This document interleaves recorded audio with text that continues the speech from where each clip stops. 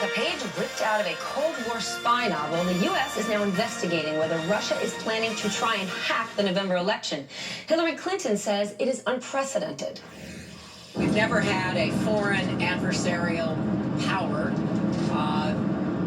be already involved in our electoral process with the DNC hacks. We've never had a nominee of one of our major parties urging the Russians to hack more.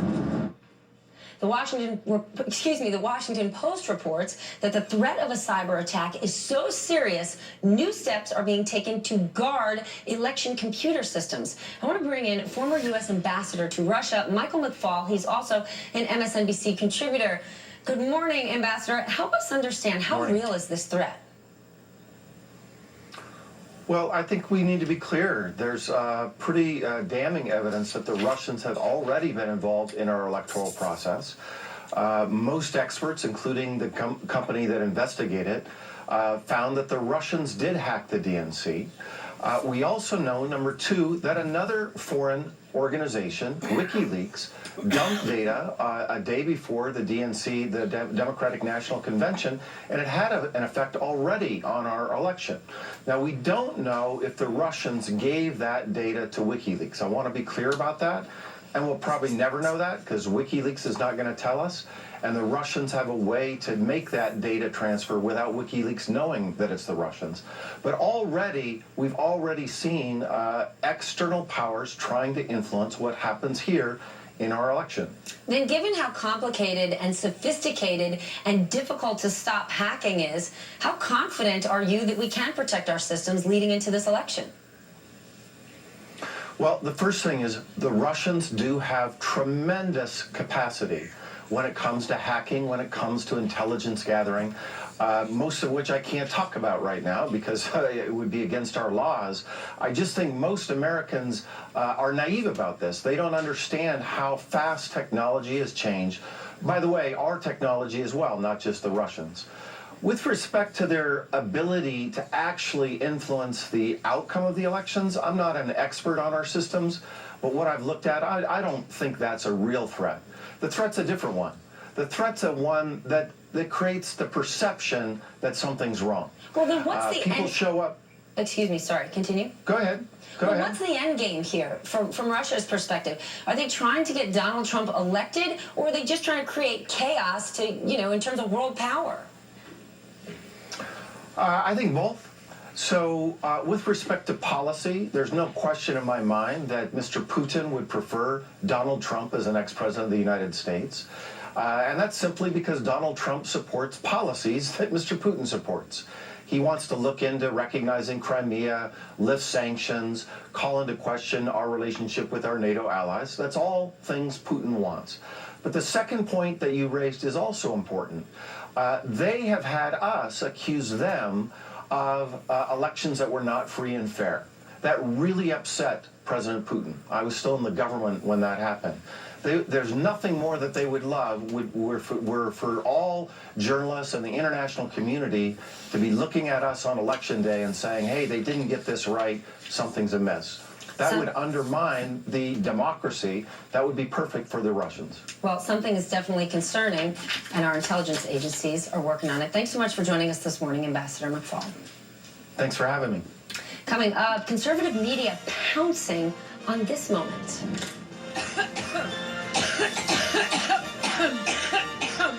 Every time I think about Trump, I get allergic. I want to thank... At least you made a joke out of it. Hillary Clinton having to stop speaking due to a coughing fit. Is this really going to become a bigger thing? We're going to find out.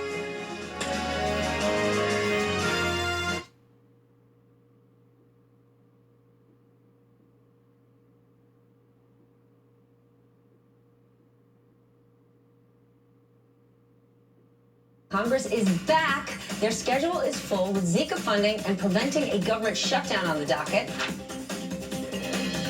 I hate this one. It was another violent weekend in Chicago. Another. 6 people were killed, 31 more wounded in shootings over the holiday weekend. And Brock Turner is home in Ohio, where moments ago he went to the local sheriff's department to register as a sex offender. Turner was greeted by protesters outside of his home, some carrying weapons. And authorities are looking for any information on this group who was caught video pushing over an iconic rock structure nicknamed Duckbill at an Oregon beach. Authorities initially thought the formation fell naturally. Guess not. Man, they got some free time. All right, well, we got to go back to these polls. At least one national poll now shows Hillary Clinton and Donald Trump in a dead heat. But the latest NBC News battleground map shows Clinton still in, there you go, comfortable control. It shows 272 electoral votes are either leaning or likely going to fall into the Democratic column, more than enough to win the White House. But in a new column in the New York Daily News, it says Clinton is going about the election all wrong and could end up losing because of it.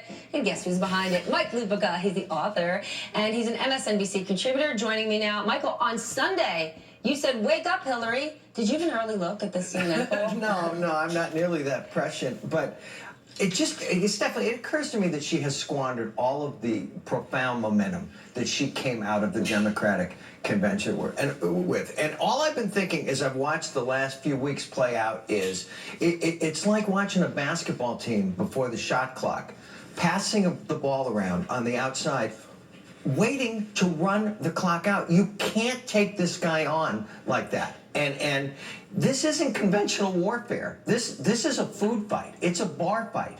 And to me, spending your month just raising money is a waste of time.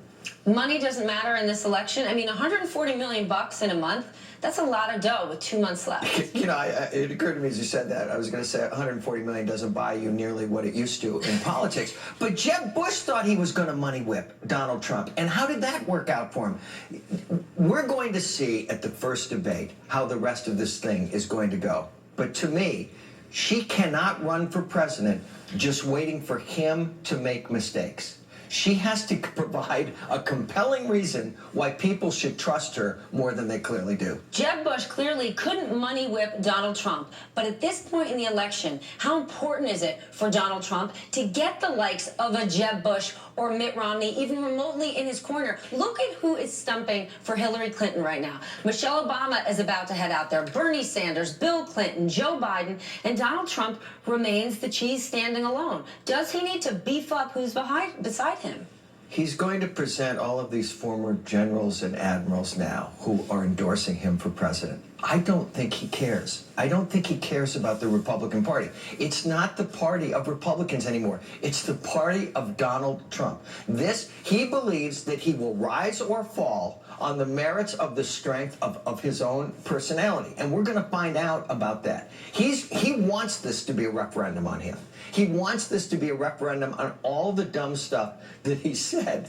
Given the amount of crazy things he said, and that Hillary Clinton's camp has painted him as unfit, not the person who you want to have, being able to put us at war, when they show up to those debates, if he's there with his teeth brushed and his shoes tied, does he already have an advantage? Well, so you're saying that's where the bar is set for Donald Trump? Because, Stephanie, clearly he will say or do anything to get elected president. Did you see him in that Detroit church over the weekend? He looked like a fish trying to learn how to ride a bicycle. But somehow he's gaining ground over the last 10 days. And she has to stop that now before they get anywhere near Hofstra in the first debate.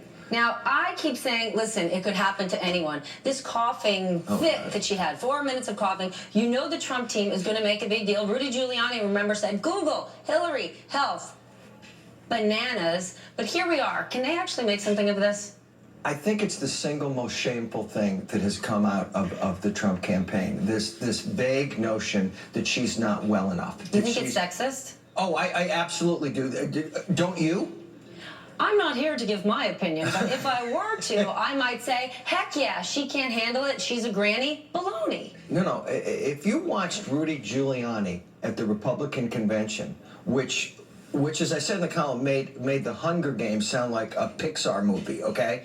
If you watched him, for him to question the capacity of anybody else in this campaign, it's absurd. But there's a constant drumbeat that Hillary Clinton is not strong enough to run for president. And if that isn't sexist, I don't know what is. How about the drumbeat? It's so crazy, it just might work. People are getting concerned that that's how it could play out for Donald Trump here. All right, we have to take a quick break. Mike, I know you're going to come back later because we're going to talk a bit more about sports. And as